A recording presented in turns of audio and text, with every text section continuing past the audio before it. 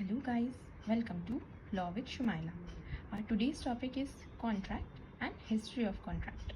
So, a contract is a legally binding agreement between two or more parties that create rights and obligation.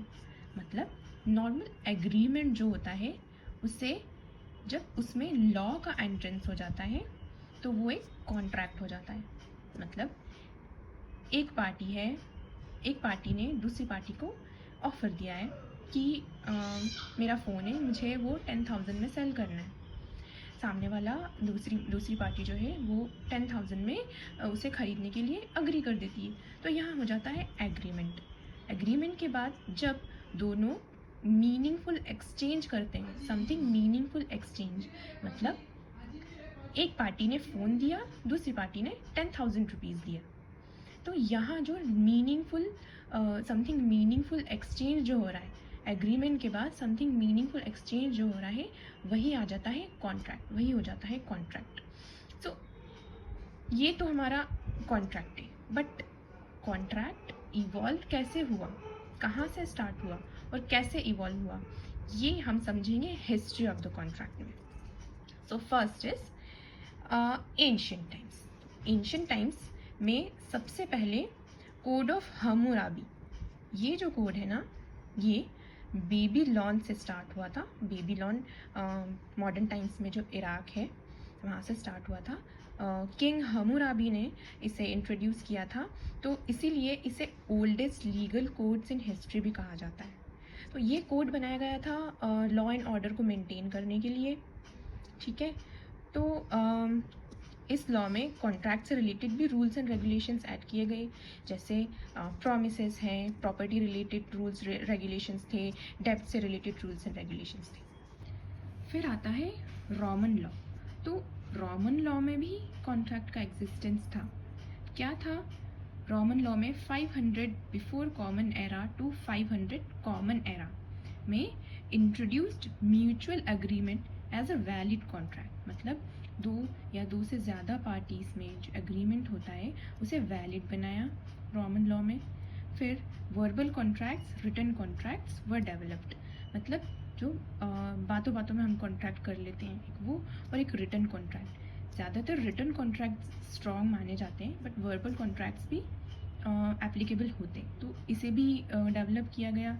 फिर आता है began the concept of offer, acceptance and obligations.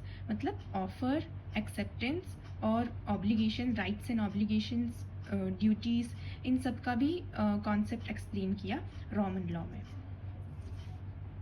One more thing is that contract का existence सिर्फ codes में ही नहीं था या लॉज में ही नहीं था, रिलीजियस स्क्रिप्चर्स में भी कॉन्ट्रैक्ट का एग्जिस्टेंस है.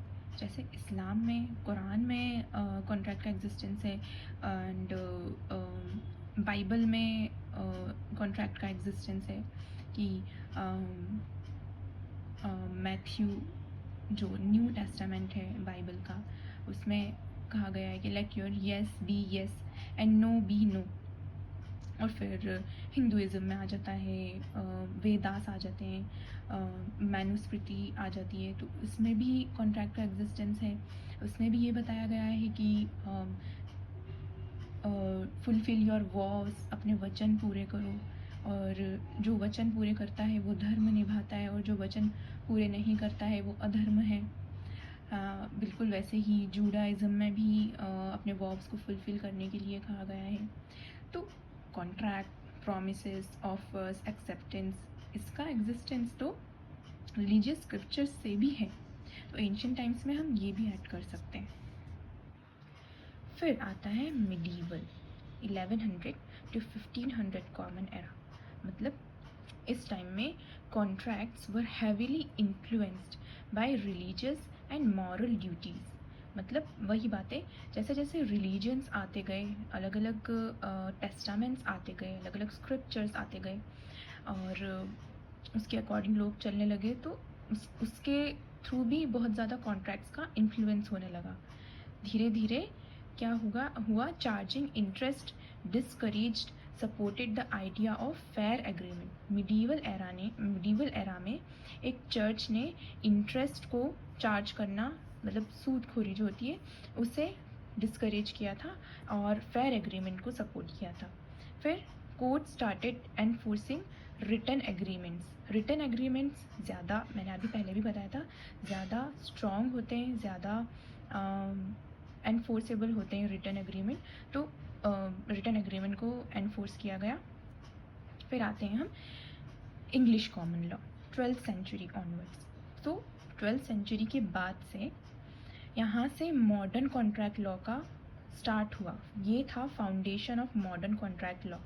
यहाँ से कोर्ट्स ने बहुत सारे डिस्प्यूट्स को रिजॉल्व करना स्टार्ट कर दिया था और consideration and freedom of contract started developing. मतलब कंसिडरेशन मतलब एक्सचेंजिंग समथिंग वैल्यूएबल। तो consideration and freedom of contract, that every person has the freedom to do the contract with any one and to get knowledge of everything related to that contract. तो ये हो गया freedom of contract. तो इसको भी develop किया 12th century onwards. फिर हम ले लेते हैं 19th सेंचुरी। तो ये आता है मॉडर्नाइजेशन हो जाता है यहाँ कॉन्ट्रैक्ट का।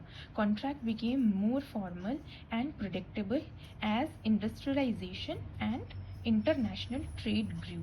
अब 19th सेंचुरी में इंडस्ट्रियलाइजेशन भी स्टार्ट हो गया था और इंटरनेशनल ट्रेड भी स्टार्ट हो गया था, और इसी की वजह से कॉन्ट्रैक्ट को और ज़्यादा फॉर्मल और प्रेडिक्टेबल बनाया और ज़्यादा यूज़फुल बना दिया गया। और इस ही एरा में, इस ही सेंचुरी में इंडियन कॉन्ट्रैक्ट एक्ट को इनेक्ट किया गया था इंडिया में, जो हम आज भी फॉलो कर रहे हैं। फिर हम ले लेते हैं 20th to 21st सेंचुरी, जो अभी मॉडर्न का टाइम है। तो यहाँ पर क्या चीज़ें अडेप्ट कर ली हैं? Contract law adapts digital agreement, e contracts and global online transactions. New ideas like consumer protection, standard form contracts, online terms and conditions included।